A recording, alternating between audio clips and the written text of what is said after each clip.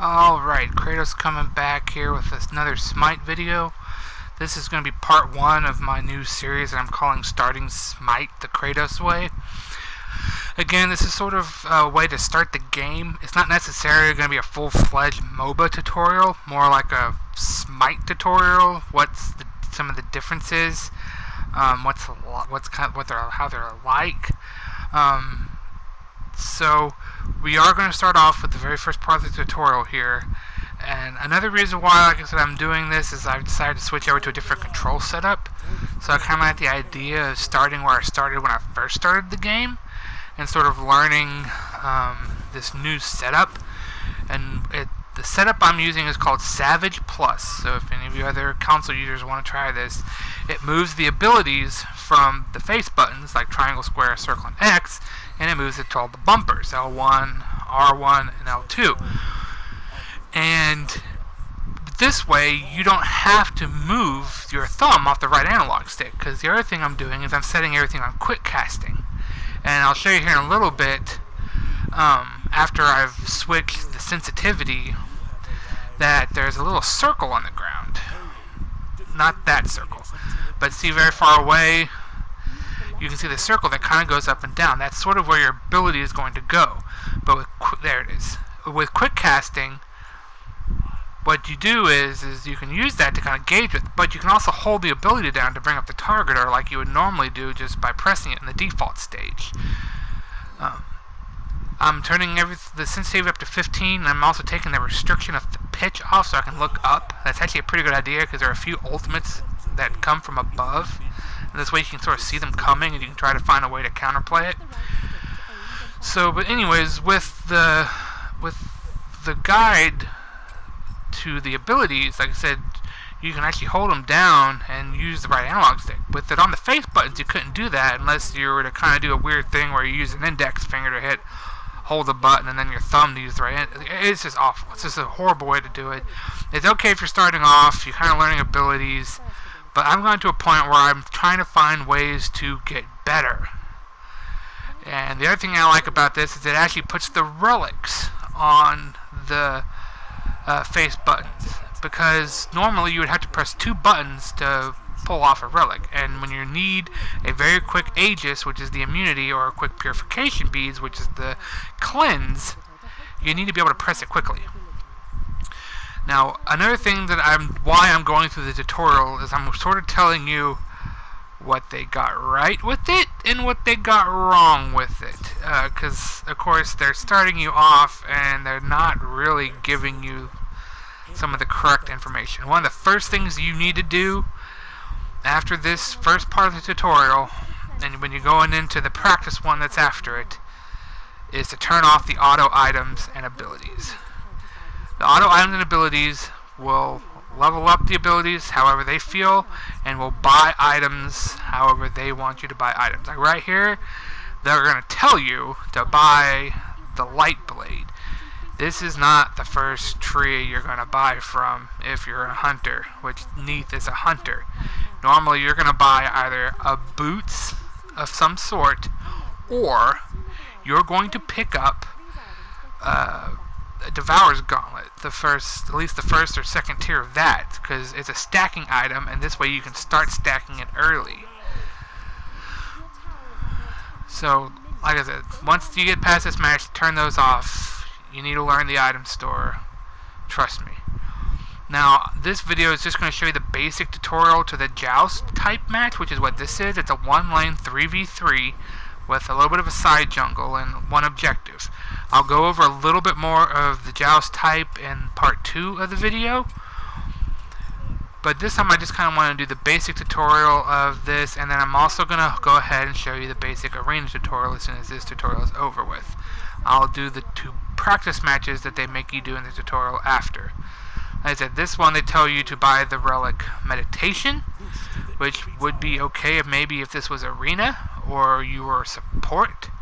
But as a hunter, you're going to want that Aegis, or you're going to want that purification beads, at least to start out with. If you snowball to a point where you can get kind of, crazy, I don't know, you might be able to pick up some other relic just to kind of troll the other team. But otherwise, you're going to want to pick relics that are going to save you. Like in a lot of MOBAs, only your basic attacks will destroy towers, and in this case a Phoenix. Paragon was called an inhibitor. But the Titan, the final objective to beat the game, the enemy's Titan, can be hit with the abilities. So, this is Ymir, the enemy god. I'm actually going to go ahead and use him for the arena tutorial. If anybody who reads or watches the Thor stuff will recognize him as a frost giant from Norse mythology. Like I said, that's one of the reasons why I love Smite so much, is it already has that foundation of the mythology of the different pantheons of gods. And I don't know if I've said this, but they are actually adding 2 brand new pantheons this year, including Slavic and Voodoo, which should be interesting. Last year they only had they added the Celtic pantheon. So this is the Titan, and like I said, this is the Joust map. The Conquest map I showed you guys before is the traditional 5v5. This is the Joust map. This is pretty much what the Joust map looks like. There really isn't any differences from this in the tutorial.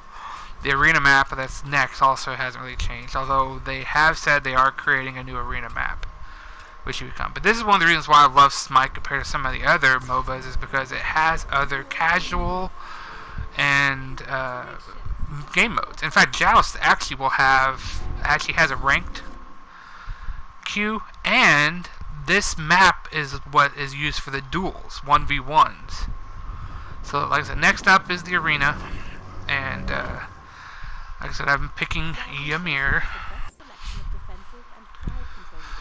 But yeah, this will be the arena, and like I said, they actually let you pick the god you want to use. Like I said, I went ahead and picked Ymir. He's a support guardian. Lots of crowd control, a lot of CC. He's got like a freeze stun. He's got a slow. He's got a wall, and his ultimate actually does quite a bit of damage for a support. And you can build him as tanky as you want, and that ultimate will still do some pretty massive amounts of damage. So. Like I said, this is the arena. I think that's the ice cream skin. That's what I call it, the ice cream skin. I may do some videos, some god guides, not super in-depth, but kind of maybe a little bit about their abilities, passive, some of the cooler skins, because that's one of the fun things about Smite 2 is the roster of gods and some of their skins. But yeah, anyways, so like I said, this is going to be a shorter version, so it's not like I'm going to get a full build out, kind of like the last one. They only have you really build a few items before the tutorial ends. But like I said, I did film the 2 practice matches that they make you do for the tutorial, and there I'll go through a little more in-depth to the differences between Joust and their buffs, and Arena and their buffs, also compared to the Conquest map. In fact, Smite actually has other game modes besides these 2 as well. They also have a siege, which is 2 lanes, 4-on-4, they have these called siege minion things.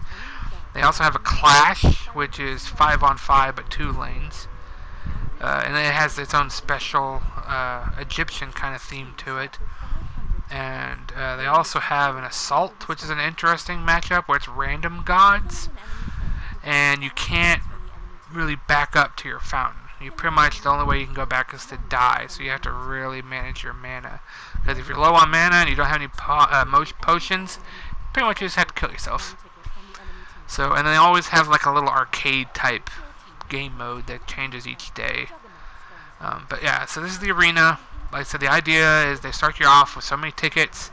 The idea is you kill gods to take off 5 from the enemy tickets, and minions from 1. You also have these portals on the outside of the fountains. What you're trying to do is you're trying to kill the gods and minions on the other team whilst keeping yours safe. And then for every 10 gods, you saw that big guy carrying the giant ball. That will spawn, and basically at that point it becomes kind of an escort, where your gods try to escort it to the portal. And that's really where some of the big team fights will happen, because sometimes the enemy team will make a mistake and have all 5 people just start attacking it close up, Well, that means that if all your ults are up, then you can basically ultimate that entire team one right after another. So there's a lot of strategy. It looks like it would be a dumbed down version of Conquest. And don't get me wrong, Conquest can be a little more, is more difficult. It's still got a lot of strategy to it. And that's why they're doing this tutorial the way they do it. The first one, the Joust, is kind of a laning tutorial, and this one's kind of a team fight tutorial. So yes, you normally start off going to the buff camps. You normally would go ahead and go through all 3 buff camps, try to help out as much as you can. And they have a mana buff, and a damage buff, and an attack speed buff. Yeah, like I said, this is a support, and they don't always have good clear. That's what the mages and the hunters are usually for. So I'm in here trying to clear with his one good clear ability. Because the other ones are just their CC. This one is the only one that actually does a fair amount of damage in a line to hit all the minions. But like I said, you can see me killing these, and then you can see my minions going through the portal. Now they're going to knock me, they'll let me go back, and I'll go ahead and pick up the 3rd tier of his boots with support. A lot of them will use the Traveler's Shoes, which is basically the magic version of the Talaria boots that I was using when I was playing Mercury in the Conquest. Because as a support, you're wanting to go all around the map in order to help out your other teammates. I picked Magic Shell, which actually is a good relic for a support to do, especially a first one. It basically it acts as a temporary shield. So, and then this is me showing everybody that I don't know the new item store super well, and that I don't play support all that often, because I'm looking for the Gauntlet of Thebes, which is usually one of the first items that a support will do, because it's a stacking item. You get physical and magical protections, and on top of that, once you stack it, you get an aura that gives you more magical and physical protections, but the aura will give your teammates the same extra magical protections and physical protections. That is the Ymir Wall. You can use it to block off minions. You can use it to block off gods. It's just a great zoning tool. Also, it's very trolly as well. Some guy thinks at the last second they're going to go into their fountain here, and boom, you wall it off, and they're dead. And of course, this is what I mean when you're doing practice matches. Like I said, one of the ideas is you're supposed to be killing these minions, and really none of my gods or none of my teammates are doing anything. And one of the reasons why is because at this point, they want you to do some of this stuff by yourself, which would be fine if you were pretty much any other class. But as a guardian here, it's going to take me a little longer to wipe out all these minions. On top of that, of course, I delayed myself in the fountain because I was taking forever to find the item I was trying to get. So in this tutorial, they'll make you do all this, and then eventually the rest of your team will come out, and then you basically just deplete the rest of the tickets. And like I said, it's not the same amount of tickets in the full arena match. This is just kind of a shorter version. They say the average match time is around 18 minutes, and that's probably pretty right. So this is pretty much bringing this one down to a close. Let's head